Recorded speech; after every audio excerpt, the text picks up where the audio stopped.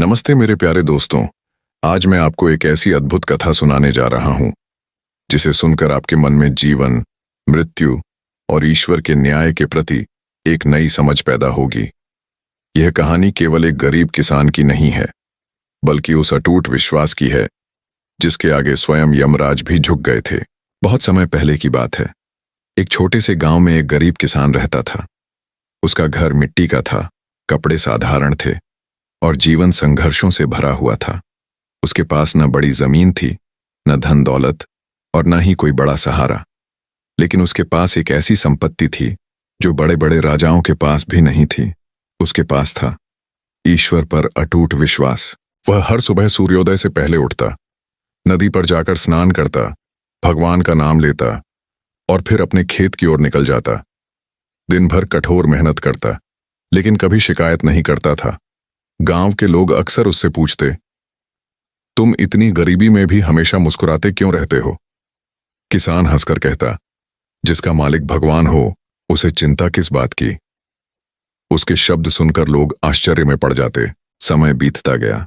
एक वर्ष गांव में भयंकर सूखा पड़ गया। खेत सूख गए, कुएं खाली हो गए, पशु मरने लगे, लोगों के घरों में अनाज समाप्त होने लगा। गांव के अधिकांश लोग निराश हो गए, लेकिन किसान फिर भी हर सुबह भगवान का नाम लेकर खेत में जाता रहा। एक दिन उसकी पत्नी ने दुखी होकर कहा, अब घर में खाने को कुछ नहीं बचा, बच्चे भूखे हैं, आखिर कब तक केवल भगवान के भरोसे रहेंगे? किसान ने शांत स्वर में कहा, जिसने हमें जन्म दिया है वही पालन भी करेगा। पत्नी को उसकी बात समझ नहीं आई, लेकिन उसने कुछ नहीं कहा। अगले दिन किसान खेत में पहुंचा। आकाश बिल्कुल साफ था, बारिश का कोई संकेत नहीं था। फिर भी उसने सूखी धरती में बीज डालने शुरू कर दिए। उसे देखकर दूसरे किसान हंसने लगे, अरे ये पागल हो गया है, बिना बारिश के बीज बो रहा है। लेकिन किसान मुस्कुराता रहा। उसने उत्तर दिया, मेरा काम बीज बोना है, फल देना भगवान का काम है। उसी रात एक अद्भुत घटना हुई। आकाश में अचानक काले बादल छा गए, तेज हवाएं चलने लगीं और कुछ ही देर में मूसलाधार वर्षा शुरू हो गई। पूरा गांव खुशी से झूम उठा। लोगों ने इसे चमत्कार माना, लेकिन किसान ने केवल हाथ जोड़कर भगवान को धन्यवाद दिया। समय आगे बढ़ा। उस वर्ष किसान की फसल पूरे गांव में सबसे अच्छी हुई, लेकिन ईश्वर की परीक्षा अभी समाप्त नहीं हुई थी। कुछ वर्षों बाद किसान की पत्नी गंभीर रूप से बीमार पड़ गई। गांव के वैद्य ने हाथ खड़े कर दिए। लोगों ने कहा, अब इसकी पत्नी नहीं बचेगी। किसान रात दिन उसकी सेवा करता रहा, हर रात भगवान से प्रार्थना करता। लेकिन एक दिन उसकी पत्नी ने अंतिम सांस ले ली। पूरा घर रोने लगा, बच्चे बिलखने लगे, गांव वाले अंतिम संस्कार की तैयारी करने लगे, लेकिन किसान शांत बैठा रहा। उसकी आंखों में आंसू थे, लेकिन चेहरे पर विश्वास था। किसी ने पूछा, क्या तुम्हें दुख नहीं हो रहा? किसान बोला, दुख तो बहुत है, लेकिन जिसने उसे दिया था उसी ने वापस बुला लिया। मैं भगवान के निर्णय पर प्रश्न कैसे कर सकता हूं? उसकी बात सुनकर सब लोग स्तब्ध रह गए। धीरे धीरे समय बीतता गया। किसान ने अपने बच्चों को पाला, उन्हें अच्छे संस्कार दिए, खुद भूखा रहकर भी उन्हें खिलाया। लेकिन उम्र बढ़ने लगी, शरीर कमजोर होने लगा, फिर भी उसने भगवान का नाम लेना नहीं छोड़ा।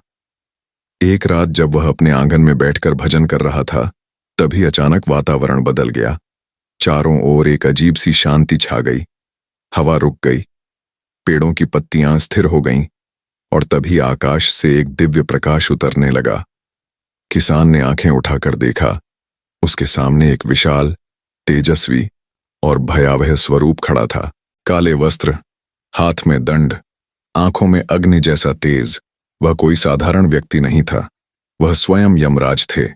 यमराज ने गंभीर स्वर में कहा, किसान, तुम्हारी आयु पूरी हो चुकी है, अब तुम्हें मेरे साथ चलना होगा। सामान्य मनुष्य होता तो भय से कांप उठता, लेकिन किसान शांत रहा। उसने हाथ जोड़कर कहा, प्रभु, यदि यही ईश्वर की इच्छा है तो मैं अवश्य चलूंगा। यमराज उसके उत्तर से आश्चर्यचकित हुए।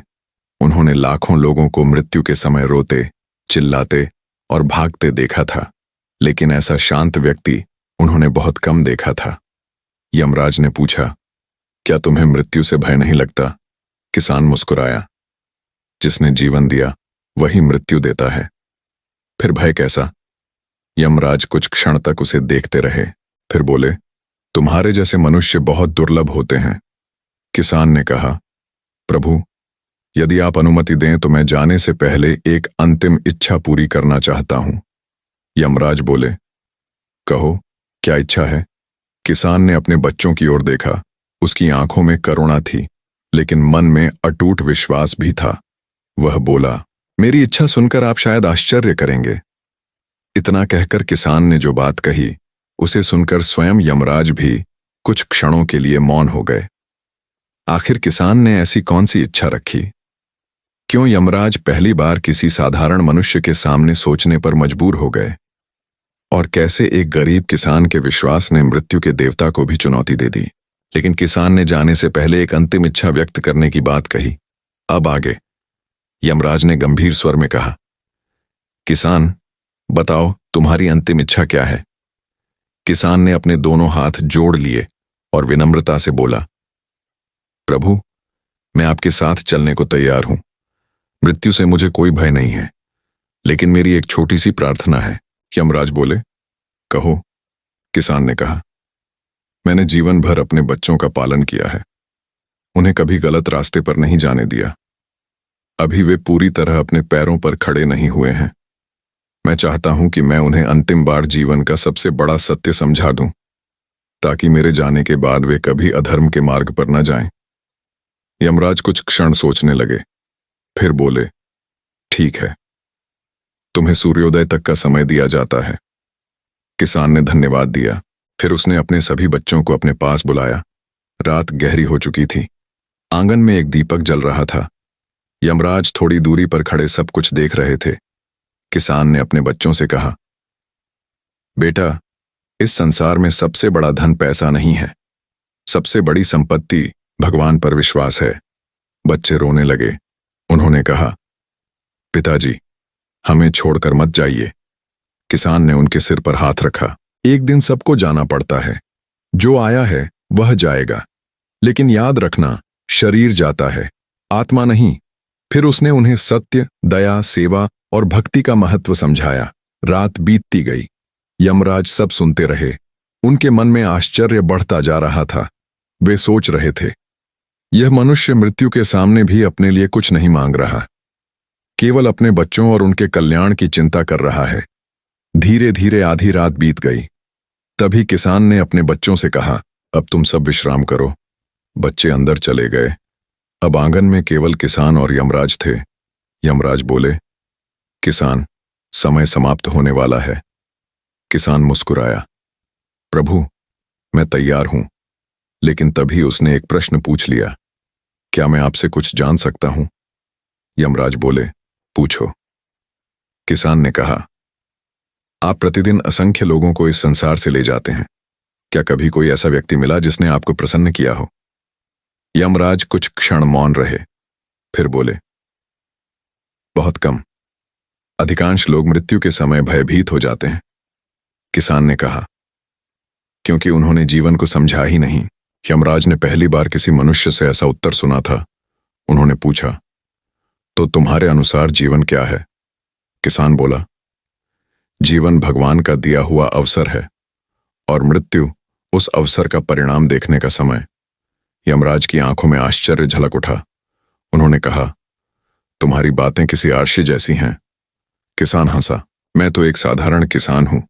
तभी अचानक किसान ने दूसरा प्रश्न पूछा, प्रभु, यदि कोई मनुष्य पूरी निष्ठा से भगवान का स्मरण करता रहे तो क्या मृत्यु भी उसे डरा सकती है? यमराज बोले, नहीं। क्यों? क्योंकि जो भगवान में स्थित हो जाता है वह मृत्यु से ऊपर उठ जाता है। किसान ने तुरंत कहा, तो फिर मैं भी मृत्यु से ऊपर हूं, क्योंकि मेरा विश्वास भगवान में है, मृत्यु में नहीं। यह सुनकर यमराज कुछ क्षण मौन हो गए। उनके पास इसका कोई विरोध नहीं था। किसान ने आगे कहा, मैंने जीवन भर किसी का बुरा नहीं किया, किसी का अधिकार नहीं छीना, भूखा रहा लेकिन चोरी नहीं की, दुखी रहा लेकिन भगवान से शिकायत नहीं की। यदि आज आप मुझे ले जाएंगे तो मैं प्रसन्नता से चलूंगा, लेकिन यदि मेरा जीवन दूसरों के लिए प्रेरणा बन सकता है तो क्या मुझे कुछ और समय नहीं मिलना चाहिए? यमराज गहरे विचार में पड़ गए।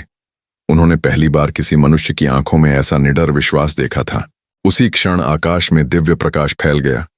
पूरा वातावरण सुगंध से भर गया। यमराज ने ऊपर देखा। स्वर्ग से एक दिव्य ध्वनि सुनाई दी। यमराज! उस आवाज में अद्भुत शक्ति थी। यमराज तुरंत हाथ जोड़कर खड़े हो गए। किसान भी श्रद्धा से झुक गया। दिव्य वाणी पुनः गूंजी। इस किसान ने जीवन भर धर्म का पालन किया है। इसने कभी अपने दुखों को अपने विश्वास से बड़ा नहीं माना। इसका हृदय निर्मल है। इसकी भक्ति सच्ची है। ऐसे भक्त दुर्लभ होते हैं।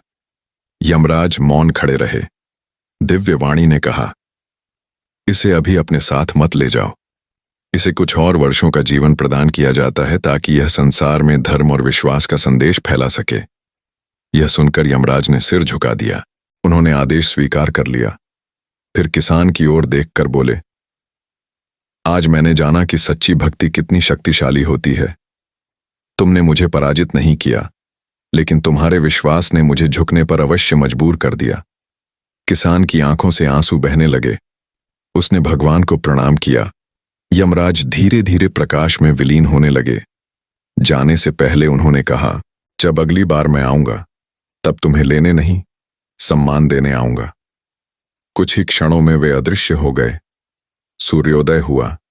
गांव वाले जब किसान के घर पहुंचे तो उन्होंने उसे पहले से अधिक प्रसन्न पाया। उस दिन से किसान का जीवन बदल गया। वह जहां भी जाता लोगों को एक ही बात सिखाता, मृत्यु से मत डरो, अधर्म से डरो, गरीबी से मत डरो, भगवान को भूलने से डरो। जिसके साथ ईश्वर हैं उसे संसार की कोई शक्ति पराजित नहीं कर सकती। वर्षों बाद जब वास्तव में उसका अंतिम समय आया, तब कहा जाता है कि स्वयं यमराज उसे लेने नहीं बल्कि सम्मानपूर्वक विदा करने आए थे। और उसी दिन पूरे गांव ने समझ लिया कि धनवान वह नहीं जिसके पास सोना है, धनवान वह है जिसके हृदय में भगवान का नाम बसता है। क्योंकि कई बार चमत्कार के बाद मनुष्य का अहंकार जाग जाता है, और जहां अहंकार आ जाता है वहां से पतन शुरू हो जाता है। लेकिन उस किसान के साथ ऐसा नहीं हुआ। उसने किसी को यह नहीं बताया कि यमराज उससे मिलने आए थे। वह पहले की तरह ही खेतों में काम करता रहा, पहले की तरह गरीबों की सहायता करता रहा, पहले की तरह भगवान का नाम जपता रहा। एक दिन उसके बड़े बेटे ने पूछा, पिताजी, आपने जीवन में इतना कष्ट सहा, फिर भी कभी शिकायत नहीं की, इसका रहस्य क्या है? किसान मुस्कुराया और बोला, बेटा, जिसने शिकायत करना सीख लिया उसने सुख खो दिया, और जिसने धन्यवाद देना सीख लिया उसने भगवान को पा लिया। बेटे ने कहा, लेकिन दुख तो बहुत आते हैं। किसान बोला, दुख भगवान की सजा नहीं होते, दुख तो हमारी आत्मा को मजबूत बनाने का साधन होते हैं। यह बात सुनकर बेटा गहरे विचार में डूब गया। समय बीतता गया। अब किसान की आयु बहुत अधिक हो चुकी थी। उसके बाल पूरी तरह सफेद हो गए थे। शरीर कमजोर पड़ गया था, लेकिन उसकी आंखों में वही तेज था जो युवावस्था में था। एक रात वह अपने घर के बाहर आसमान की ओर देख रहा था। तारों से भरा आकाश उसे किसी दिव्य संकेत जैसा लग रहा था। तभी उसे एक परिचित अनुभूति हुई। वही शांति, वही दिव्य प्रकाश, वही अलौकिक ऊर्जा। किसान समझ गया, समय आ गया है। कुछ ही क्षणों में उसके सामने फिर से यमराज प्रकट हुए, लेकिन इस बार उनका स्वरूप पहले जैसा भयावह नहीं था। उनके चेहरे पर गंभीरता के साथ सम्मान भी था। यमराज बोले, किसान, क्या तुम मुझे पहचानते हो? किसान मुस्कुराया, प्रभु, आपको कैसे भूल सकता हूं? यमराज ने कहा, वर्षों पहले मैं तुम्हें लेने आया था, लेकिन तुम्हारी भक्ति और ईश्वर की कृपा ने तुम्हें अतिरिक्त समय दिलाया। आज वह समय भी पूरा हो गया है। किसान ने शांत स्वर में उत्तर दिया, मैं तैयार हूं। यमराज ने पूछा, क्या तुम्हें अपने परिवार की चिंता नहीं है? किसान बोला, जब मैं पैदा हुआ था तब भी भगवान थे, जब मैं चला जाऊंगा तब भी भगवान रहेंगे। जो मेरे परिवार का पालन अब तक करता आया है वही आगे भी करेगा। यमराज कुछ क्षण तक उसे देखते रहे, फिर बोले, तुम्हारे जैसे लोग बहुत दुर्लभ होते हैं। किसान ने विनम्रता से कहा, प्रभु, मैं कोई महान व्यक्ति नहीं हूं। मैंने केवल इतना किया। हर छोटा बड़ा कर्म उसके सामने प्रकट होने लगा। किसान की आंखों से आंसू बहने लगे। वह समझ गया कि संसार में कोई भी कर्म व्यर्थ नहीं जाता। जो हम करते हैं वह सब कहीं न कहीं सुरक्षित रहता है। यमराज बोले, देखो किसान, मनुष्य सोचता है कि उसके छोटे छोटे अच्छे कर्मों का कोई महत्व नहीं, लेकिन ईश्वर के न्याय में एक भी अच्छा कर्म खोता नहीं है। किसान ने सिर झुका लिया। तभी उसे एक और दृश्य दिखाई दिया। उसे अपने जीवन के दुख याद आए। सूखा, गरीबी, भूख, पत्नी की मृत्यु, संघर्ष। लेकिन अब वह उन घटनाओं को अलग दृष्टि से देख रहा था। उसे समझ में आया कि हर कठिनाई ने उसे भगवान के और निकट पहुंचाया था। यदि जीवन में केवल सुख ही सुख होता तो शायद वह कभी ईश्वर को इतनी गहराई से याद न करता। उसके हृदय में कृतज्ञता भर गई। वह बोला, प्रभु, आज मैं अपने सभी दुखों को भी प्रणाम करता हूं, क्योंकि उन्हीं दुखों ने मुझे भगवान तक पहुंचाया। यमराज के चेहरे पर संतोष दिखाई दिया। उन्होंने कहा, यही ज्ञान बहुत कम लोगों को प्राप्त होता है। अधिकांश लोग दुख को शत्रु समझते हैं, लेकिन ज्ञानी व्यक्ति जानता है कि कई बार दुख ही ईश्वर का छिपा हुआ आशीर्वाद होता है। इतना कहकर यमराज ने अपना हाथ आगे बढ़ाया। चलो किसान, अब तुम्हारी यात्रा का अगला चरण शुरू होने वाला है। किसान ने एक बार अपने घर को देखा, अपने खेतों को देखा, अपने गांव को देखा। फिर उसने मुस्कुराते हुए कहा, मैं तैयार हूं। उसके चेहरे पर न भय था, न मोह, केवल शांति थी, केवल समर्पण था। कहते हैं उसी क्षण किसान की आत्मा शरीर से अलग हो गई, लेकिन उसके चेहरे पर ऐसी मुस्कान थी जैसी किसी विजेता के चेहरे पर होती है। अगले दिन पूरे गांव ने देखा कि किसान का शरीर शांत पड़ा है, लेकिन उसके चेहरे की मुस्कान देखकर कोई रो नहीं पाया। सबको ऐसा लग रहा था मानो वह कहीं गया नहीं, बल्कि अपने असली घर लौट गया हो। और उसी दिन गांव के बुजुर्गों ने बच्चों से कहा, याद रखना, यह किसान गरीब जरूर था, लेकिन वास्तव में यही सबसे बड़ा धनवान था, क्योंकि इसके पास वह धन था जिसे मृत्यु भी नहीं छीन सकी।